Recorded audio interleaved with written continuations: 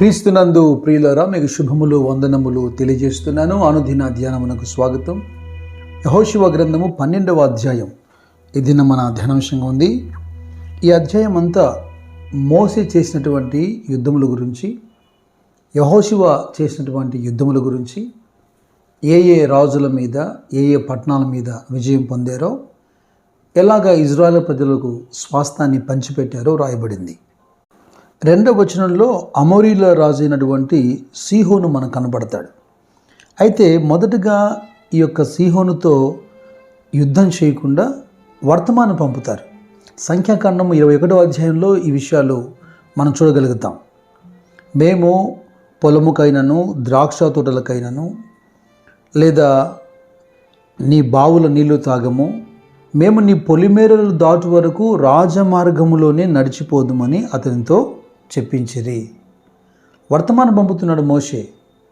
మేము మీతో యుద్ధం చేసేటువంటి మనసు మాకు లేదు, మేము దేవుని నడిపింపుతో వాగ్దాన దేశానికి వెళ్తున్నాం కనుక పొలిమేర వెంట మేము సాగి అవతలకి వెళ్ళిపోతాం, మీ పొలాలు, మీ యొక్క నీరు, మీ ఆహారం ఏది ఆశించం అంటే సీహోను వెళ్ళనివ్వకుండా సమస్త జనమును సమకూర్చుకొని వాళ్ళకి ఇజ్రాయెల్ని ఎదుర్కొని యుద్ధం చేయడానికి సిద్ధపడ్డాడు.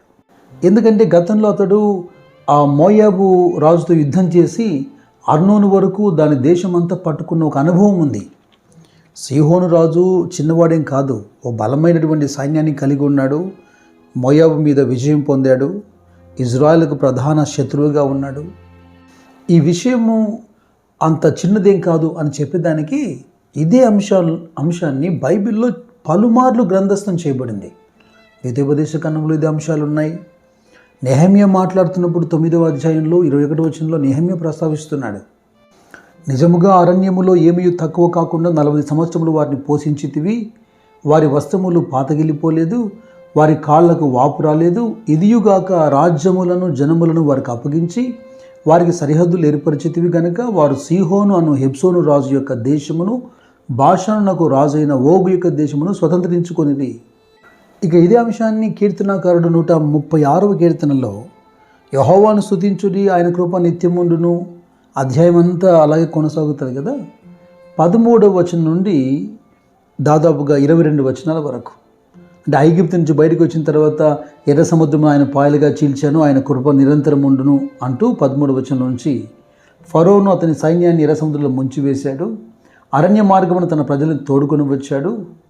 మీరు 17వ వచనం గమనించండి. గొప్ప రాజులను ఆయన హతము చేసెను, ఆయన కృప నిరంతరం ఉండును. ప్రసిద్ధి నొందిన రాజులను ఆయన హతము చేసెను, ఆయన కృప నిరంతరం ఉండును. అమోరీల రాజైన సీహోనును ఆయన హతము చేసెను, ఆయన కృప నిరంతరం ఉండును. బాషాన్ రాజైన ఓగును ఆయన హతం చేసెను, ఆయన కృప నిరంతరం ఉండును. ఆయన వారి దేశమును మనకు స్వాస్థ్యముగా అప్పగించెను, ఆయన కృప నిరంతరం ఉండును. తన సేవకుడైన ఇజ్రాయెల్నకు దాన్ని స్వాస్థ్యముగా అప్పగించెను, ఆయన కృప నిరంతరం ఉండును. ఇక ప్రవక్త అయిన ఇర్మియా కూడా ప్రవచిస్తూ శిక్షావిధి గురించినటువంటి అంశాలు ఇర్మియా గ్రంథం 48వ అధ్యాయంలో 45 నుంచి 47 వచనాలకు ఇదే అంశాన్ని రాసిపెట్టాడు. హెబ్సోనులో నుండి అగ్నియు, సీహోను మధ్య నుండి జ్వాలలను బయలుదేరి మోయాబు శిరస్సును సందడి చేయి వారి నడినెత్తిని కాల్చివేయుచున్నవి. మోయాబు నీకు శ్రమ, కెమీసు జనులు నశించి ఉన్నారు, నీ కుమారులు చెరపట్టబడిన వారిలో నీ కుమార్తెలు ఉన్నారు. ఇదివరకు మనం చదివినటువంటి సంఖ్యాకాండములో ఎప్పుడైతే ఆ యొక్క అమోరీల రాజైన సీహోనును ఓడించాడో అక్కడ ప్రజలు సామెత పలికినటువంటి ఆ మాటలన్నీ ఇక్కడ ఇర్మియా తిరిగి గ్రంథస్థం చేస్తున్నాడు. ఈ యెహోషువ గ్రంథము 12వ అధ్యాయంలో 6వ వచనం వరకు మోసే చేసినటువంటి యుద్ధాలు మనకు కనబడతాయి. 6వ వచనంలో యెహోవా సేవకుడైన మోషేయు ఇజ్రాయేలును వారిని హతం చేసి, యెహోవా సేవకుడైన మోషే రూబేనులకును గాదీయులకును మనష్షే అర్థగోత్రపు వారికి స్వాస్థ్యముగా దాన్ని ఇచ్చాడు. ఎందుకంటే సంఖ్యాకాండం 32వ అధ్యాయం మనం చూస్తాం కదా, రూబేనీయులు గాదీయులు వారికి విస్తారమైనటువంటి మందలు ఉన్నాయి కనుక యోర్దాను యువతలే వారికి ఆ పచ్చిక బయళ్ళు అనుకూలమైనటువంటి స్థలంగా ఉంది కనుక మోషే దగ్గర విన్నపం పెట్టారు. ఆ రోజుల్లో ప్రస్తుతానికి మీ సహోదరులు యుద్ధానికి వెళ్తున్నప్పుడు మీరు ఇక్కడ గెలిచి ఉండడం మంచిది కాదు, వారి విశ్వాసానికి మీరు పాడు చేస్తారు కనుక మీ సహోదరులు అందరూ స్వాస్థ్యం పొందేంత వరకు మీరు వారితో బయలుదేరి యుద్ధం చేయండి, ఆ తర్వాత మీకు నచ్చిన ఈ ప్రదేశంలో ఉండవచ్చని మోషే అక్కడ చెబుతాడు కదా. అలాగున యెహోవా సేవకుడైన మోషే రూబేనీయులకు, గాదీయులకు, అలాగే మనష్షే అర్ధగోత్రం వారికి స్వాస్థంగా ఇస్తున్నాడు. ఇక యెహోషువ 12వ అధ్యాయంలో 7వ వచనం నుండి యెహోషువ చేస్తున్నటువంటి యుద్ధాలు.